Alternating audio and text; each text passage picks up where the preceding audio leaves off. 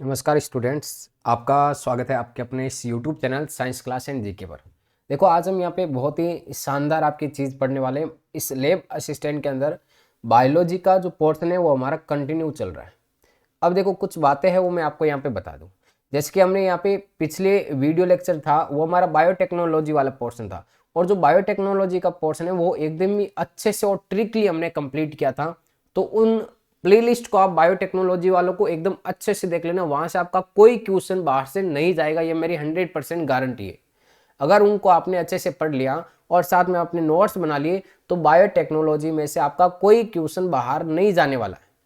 इसी प्रकार से जैसे हमने बायोटेक्नोलॉजी को शानदार तरीके से पढ़ा था, उसी तरीके से हम यहाँ पे एक नया टॉपिक स्टार्ट करने वाले आज, और वो टॉपिक है आपके यहाँ पे एंटीजन और एंटीबॉडी, मतलब इम्यून सिस्टम के बारे में पढ़ना है। बहुत ही शानदार टॉपिक होने वाला है, ये भी बहुत ही गजब का और बहुत ही मजेदार टॉपिक होने वाला है। तो इस वीडियो को आप एंड तक जरूर देखें यहाँ पे। और जो भी स्टूडेंट्स अगर लाइव देख रहा है और वीडियो को अभी देख रहा है तो वो कमेंट्स एक बार जरूर करें, मुझे भी पता लगे कौन कौन स्टूडेंट्स क्लास ले रहे हैं।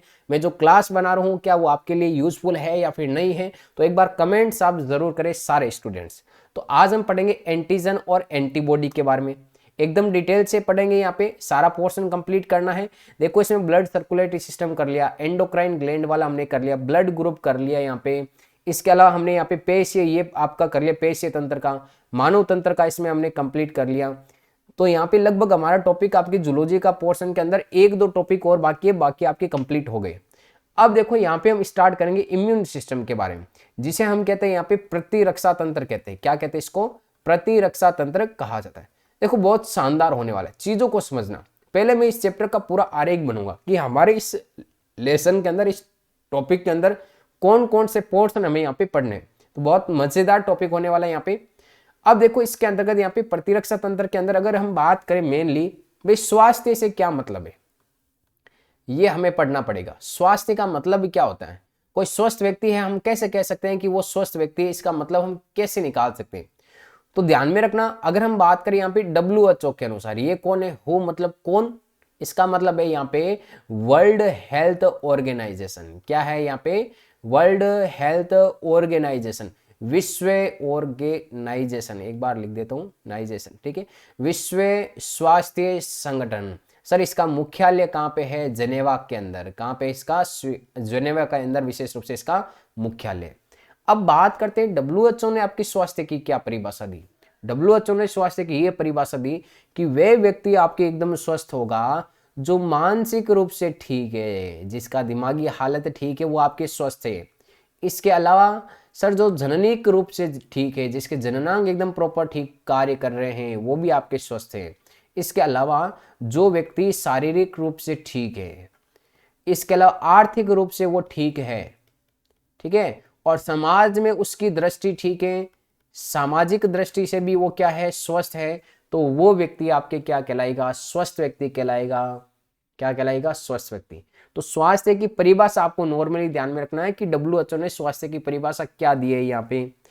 अब देखो, बात करते हैं भाई प्रतिरक्षा तंत्र के बारे में पढ़ेंगे, तो ये तो नॉर्मल बात है कि हम बात करते हैं कि स्वास्थ्य है, इस स्वास्थ्य को प्रभावित करने वाले कारक कौन कौन से हो सकते हैं। स्वास्थ्य को प्रभावित करने वाले कारक, देखो स्वास्थ्य को प्रभावित करने वाले कारक पूछे, बहुत ही शानदार चीज पूछी है यहाँ पे। भाई स्वास्थ्य को कौन कौन से कारक प्रभावित कर सकते हैं? आप भी सोचो कि हमारे जीवन के अंदर हमारे स्वास्थ्य को कौन कौन से कारक प्रभावित करते हैं। बहुत ही शानदार होने वाला है। तो इसके अंदर देखो, एकदम नॉर्मल चीजें हैं। क्या है कि भाई हमारा जो खान पान है, हमारा जो खान पान है वो स्वास्थ्य को प्रभावित कर सकता है भाई। नेक्स्ट ध्यान में रखनी, हमारी जो जीवन शैली है वो भी आपके स्वास्थ्य को आपके प्रभावित कर सकता है। इसके अलावा कुछ आपके संक्रामक कारक है, वो हमारे शरीर के अंदर अगर इंटर हो जाए संक्रामक कारक, तो हमारा जो स्वास्थ्य है वो क्या हो सकता है? यहाँ पे प्रभावित हो सकता है। या कुछ आनुवांशिक कारक भी तो मान सकते हैं भाई, जन्म से हमें कुछ ऐसे कारक मिल जाए जो हमारे स्वास्थ्य को क्या करते हो? प्रभावित करते हो, तो आनुवांशिक कारक हो सकते हैं। तो ध्यान में रखना, ये सारे कारक आपके क्या करते हैं? स्वास्थ्य को प्रभावित करते हैं। तो एक तो स्वास्थ्य की डेफिनेशन हो गई हमारे सामने, और स्वास्थ्य को प्रभावित करने वाले यहाँ पे कारक देख लिए। अब हम यहाँ पे बात करेंगे हमारे शरीर के अंदर यहाँ पे इम्यून सिस्टम है, तो आपके रोगों का भी पोर्शन है इसके अंतर्गत यहाँ पे। तो सबसे पहले हम यहाँ पे बात करेंगे कि भाई जो रोग है ये रोग कितने प्रकार के होते हैं सर, क्योंकि रोग ही तो हमारे स्वास्थ्य को डैमेज करता है, स्वास्थ्य को प्रभावित करता है रोग। तो रोग कितने प्रकार के होते हैं, पहले मैं इसको आपको थोड़ा समझा देता हूँ रोग के बारे में, ठीक है। देखो रोग है ये हमारे शरीर के अंदर दो टाइप्स के होते हैं।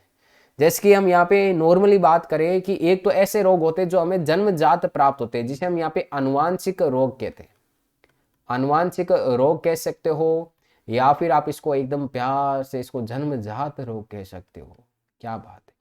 तो यहाँ पे आनुवांशिक रोग या जन्मजात रोग, तो ऐसे रोग जो जन्म से प्राप्त होते हैं वो कौन से रोग कहलाएंगे, यहाँ पे जन्मजात। और आपको पता है कि आपने जन्मजात रोग पढ़ लिए, कब पढ़े सर? अरे मेंडल वाले टॉपिक के अंदर, मेंडल वाले टॉपिक में हमने जेनेटिक्स डिजीज पढ़ी थी। अगर वो आपने जेनेटिक्स वाला पोर्शन कंप्लीट पढ़ लिया तो वहां से आपका आनुवांशिक रोग जेनेटिक डिजीज का कोई बाकी नहीं रहेगा, एकदम क्लियर हो जाएगा और पेपर में इससे बाहर कुछ नहीं जाने वाला। नेक्स्ट हम बात करते हैं यहीं पे कि सर जो आनुवांशिक रोग हो गया एक, और एक कौन सा हो जाएगा सर यहाँ पे, उपार्जित रोग। उपार्जित रोग का मतलब भाई ऐसे रोग जो जन्म के बाद में आपको प्राप्त होते हैं वो आपके उपार्जित रोग। कौन कौन से प्राप्त होते हैं सर? तो उपार्जित रोगों को हमने दो कैटेगरी के अंदर बांटा है। कौन कौन से? एक तो सर हमने यहाँ पे संक्रामक रोग के बारे में, और एक कौन सा हो जाएगा यहाँ पे, असंक्रामक रोग के बारे में। देखो यहाँ पे अगर हम बात करें संक्रामक रोग, संक्रामक रोग का मतलब भाई ऐसा रोग जो एक इस व्यक्ति के अंदर कोई रोग हो रखा है तो ये रोग आपके किसी स्वस्थ व्यक्ति के अंदर फैल सकते हैं। तो रोगी व्यक्ति से स्वस्थ व्यक्ति के अंदर फैलने वाला रोग कौन सा कहलाएगा? संक्रामक। तो एक व्यक्ति से दूसरे व्यक्ति में, वो भी कैसा भी, रोगी व्यक्ति से स्वस्थ व्यक्ति में फैले तो वो रोग कौन सा कहलाएगा? संक्रामक रोग। और असंक्रामक रोग का मतलब कि वह रोग जो आपके रोगी व्यक्ति से स्वस्थ व्यक्ति में नहीं फैलता है तो वो कौन सा रोग कहलाएगा? यहाँ पे असंक्रामक रोग।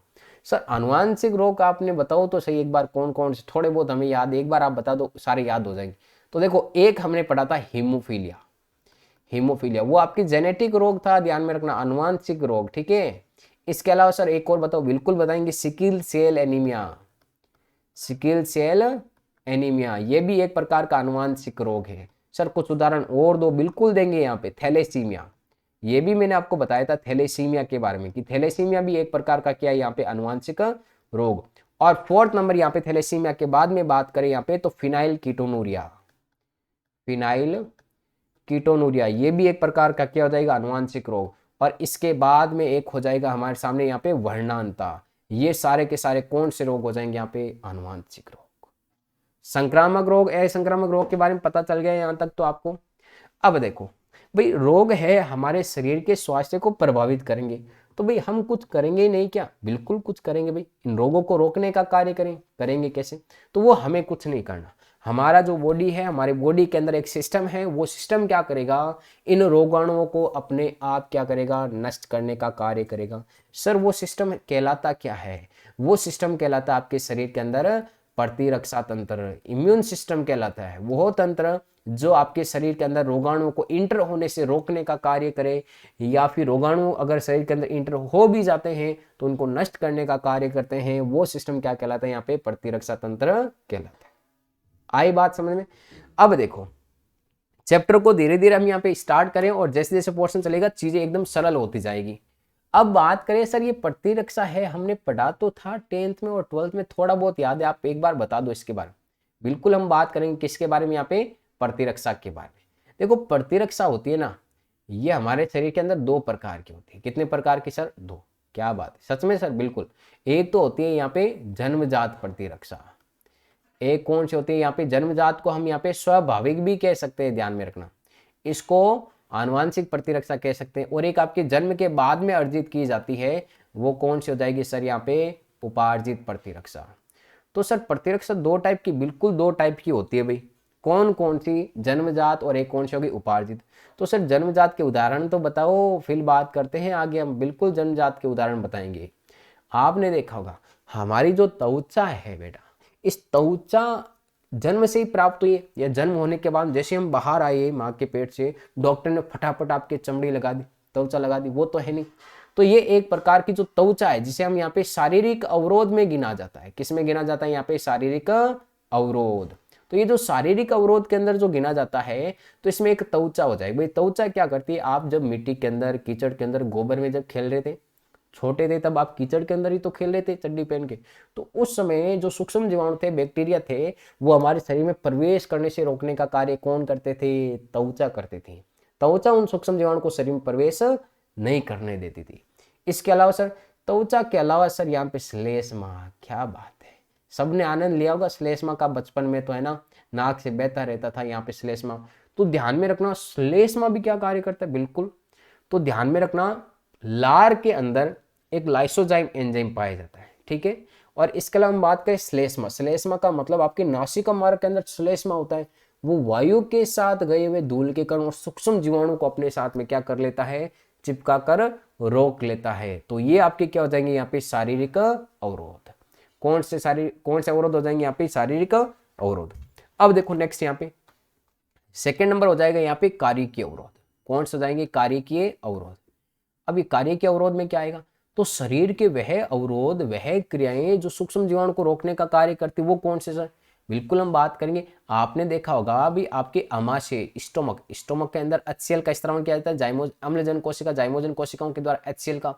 बिल्कुल सर, किया जाता है HCl का। तो इस तरह HCl एसिडिक नेचर, भोजन के साथ अगर आपने कोई सूक्ष्म जीव खा लिए हैं, अब भाई उनकी हड्डियां तो इन्हें भी चबाएंगे तो पता चल जाएगा, बाहर निकालेंगे, तो वो भोजन के साथ सूक्ष्म जीव आपके पेट के अंदर गया और यहाँ पे HCl है, एसिडिक नेचर, एकदम स्ट्रॉन्ग एसिड है, तो वो सूक्ष्म जीवाणु को क्या कर देगा? नष्ट कर देगा। तो एक तो अमाशय की HCl हो जाएगी इसमें सर, बिल्कुल हो जाएगी।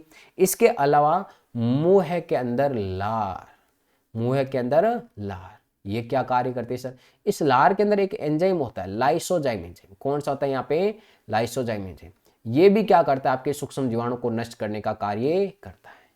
लाइसोजाइम एंजाइम भोजन के साथ आए हुए सूक्ष्म जीवाणु को नष्ट करने का कार्य करता है। तो ये आपके जन्मजात के अंदर 4 है टोटल प्रकार, लेकिन आज हमने यहाँ पे 2 टाइप पढ़े हैं, ठीक है। उपार्जित प्रतिरक्षा के बारे में बहुत शानदार शानदार बातें आने वाली है, तो नेक्स्ट वीडियो आप कल देखना भाई। यहाँ तक आज का आपके पोर्शन, ये फर्स्ट पार्ट है यहाँ पे इम्यून सिस्टम का, नेक्स्ट पार्ट आपको कल मिलेगा। मिलते हैं वापस नेक्स्ट क्लास में।